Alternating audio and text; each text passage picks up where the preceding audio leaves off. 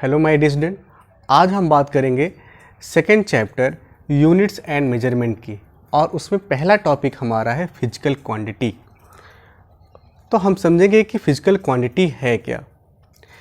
जिस भी क्वांटिटी को आप डायरेक्टली और इनडायरेक्टली मेजर कर पाते हैं तो उस क्वांटिटी को हम क्या कहेंगे, फिजिकल क्वांटिटी। यानी जिस भी क्वांटिटी को आप मेजर कर पा रहे हो वो क्वांटिटी आपकी क्या कहलाएगी, फिजिकल क्वांटिटी, है ना। Any quantity which can be measured directly और indirectly that is called physical quantity. उसको फिजिक्स में हम क्या कहेंगे, फिजिकल क्वांटिटी। जैसे बच्चों, हम अगर किसी के ऊपर धक्का लगाते हैं तो उस धक्के को हम मेजर कर सकते हैं और उस फिजिकल क्वांटिटी का नाम क्या है बेटा, फोर्स है। तो हम किसी के ऊपर कितना धक्का लगा रहे हैं और उसके लिए हमने एक फिजिकल क्वांटिटी बनाया है, दैट इज़ फोर्स। और फोर्स से हम बता सकते हैं कि एक दूसरे पे ऊपर कितना धक्का लगाया गया है ना। तो जिस भी क्वांटिटी को हम मेजर कर पाए, जैसे हमारे बॉडी में कितनी गर्माहट है, कितनी ठंडाहट है, उसको हम मेजर कर पाते हैं। उसके लिए हमने एक क्वांटिटी बनाया है। वो क्वांटिटी क्या है बेटा, टेम्परेचर है। उस टेम्परेचर से हम अपने बॉडी की कोल्डनेस और हॉटनेस को मेजर कर सकते हैं। इसलिए टेम्परेचर बेटा क्या है, एक फिजिकल क्वांटिटी है। लेकिन बेटा हम कितना हंसते हैं, कितना रोते हैं, क्या इसको हम मेजर कर पाते हैं? क्या इसको हम मेजर कर पाएंगे? कभी नहीं। इसको हम कभी मेजर नहीं कर पाएंगे। इसलिए हमारा हंसना और रोना ये फिजिकल क्वांटिटी नहीं है। हम कितना हंसते हैं, हमारे अंदर कितनी खुशी है, कितना गम है, क्या इसको हम मेजर कर पाएंगे? नहीं मेजर कर पाएंगे। इसलिए हमारी खुशी और हमारी गम ये फिजिकल क्वांटिटी नहीं है बेटा। तो सिंपल सी बात समझो, जिस भी क्वांटिटी को आप मेजर कर सकते हो वो सारी की सारी क्वांटिटी क्या कहलाएंगी, फिजिकल क्वांटिटी कहलाएंगी, है ना बेटा। अब ये इसीलिए अब ध्यान रखिएगा, जिस भी क्वांटिटी को आप मेजर कर पाओ सारी की सारी क्वांटिटी क्या कहलाएगी, फिजिकल क्वांटिटी। और मैंने बताया बेटा, हमारा हंसना और रोना इसको क्या हम मेजर कर पाएंगे? नहीं कर पाएंगे। इसलिए हंसना और रोना हमारे लिए फिजिकल क्वांटिटी नहीं है। तो अब हम बात करते हैं कि फिजिकल क्वांटिटी बेटा कितने टाइप का होता है। फिजिकल क्वांटिटी मेनली दो टाइप का होता है। सबसे पहले हम बात करेंगे कि फिजिकल क्वांटिटी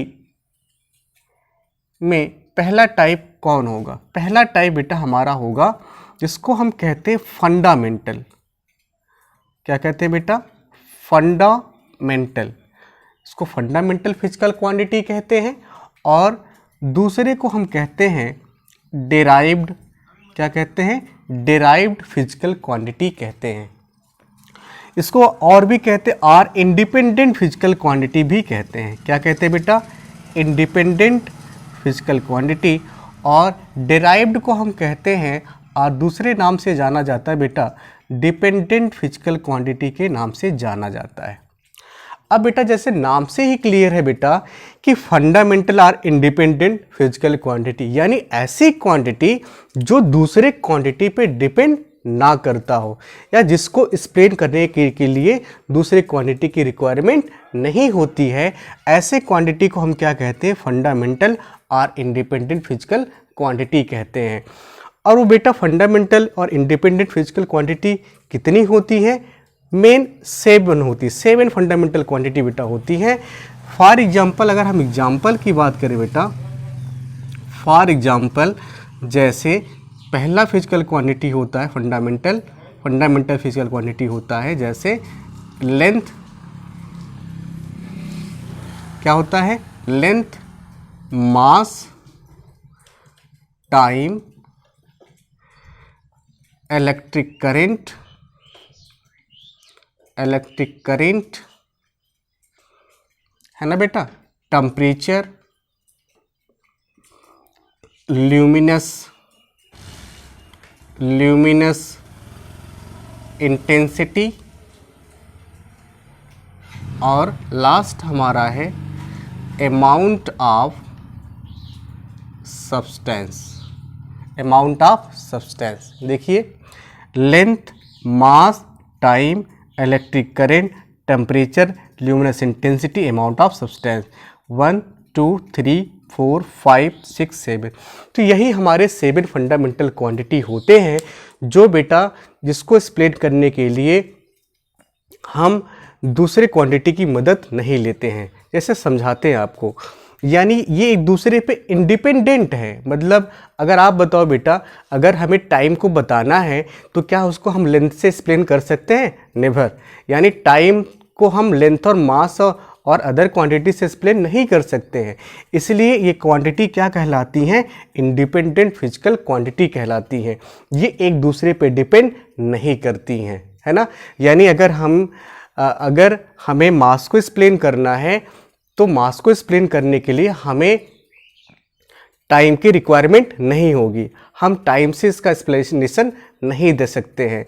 यानी हमारा जो मास है वो इंडिपेंडेंट है, एक दूसरे पे डिपेंड नहीं करता है।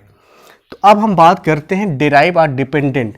देखिए बेटा, ऐसी फिजिकल क्वांटिटी जो दूसरे क्वांटिटी पे डिपेंड करता हो। नाम से बेटा क्लियर है, डिपेंडेंट मतलब those type of physical quantity which depend to another quantity, that is called dependent physical quantity, dear student.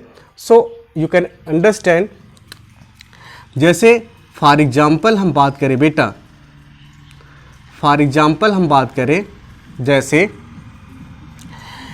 Speed बेटा, स्पीड इक्वल टू क्या होता है? डिस्टेंस अपॉन टाइम होता है। स्पीड क्या होता है बेटा? डिस्टेंस अपॉन टाइम होता है।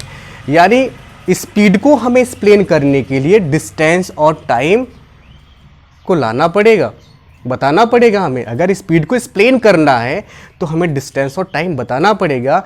यानी स्पीड डिस्टेंस और टाइम पे डिपेंड करता है। इसलिए हमारा जो स्पीड बेटा होगा वो कैसा क्वांटिटी होगा? डेराइव्ड और डिपेंडेंट फिजिकल क्वांटिटी होगा। यानी आप समझ गए होंगे कि ऐसी फिजिकल क्वांटिटी जिसको एक्सप्लेन करने के लिए दूसरे क्वांटिटी की रिक्वायरमेंट होती, ज़रूरत होती है, उसको हम क्या कहेंगे? डेराइव्ड और डिपेंडेंट फिजिकल क्वांटिटी कहेंगे। तो बेटा आप कैसे पहचानोगे कि कौन सा फंडामेंटल है, कौन सा डेराइव्ड है? तो कुछ नहीं बेटा, अगर आप 7 फंडामेंटल फिजिकल क्वांटिटी को आप जानते हैं तो उसी 7 फंडामेंटल फिजिकल क्वांटिटी को आप बाहर निकाल लीजिए। बाकी सारी की सारी क्वांटिटी क्या कहलाएंगी? आपकी डेराइव्ड फिजिकल क्वांटिटी कहलाएंगी। तो एक बार फिर से आपको रिपीट करके समझाते बेटा है क्या। फंडामेंटल और इंडिपेंडेंट, ऐसी फिजिकल क्वांटिटी जो दूसरे क्वांटिटी पे डिपेंड नहीं करती हो, इंडिपेंडेंट हो, वो दूसरे क्वांटिटी पे डिपेंड नहीं करती हूँ, तो ऐसे को हम क्या कहेंगे? इंडिपेंडेंट और फंडामेंटल। और यही हमारा 7 फंडामेंटल फिजिकल क्वांटिटी है, इसको आप याद रख सकते हैं बेटा। और ये इसकी रिक्वायरमेंट भी आगे चल के पड़ेगी। अब इसके बाद इसी 7 को छोड़ करके जितनी भी सारी, जैसे फोर्स है, मोमेंटम है और वेलोसिटी है, जो भी जितना आप जानते हैं, सब के सब क्या है? डेराइव्ड फिजिकल क्वांटिटी है। तो इसी 7 को आप याद रखिए।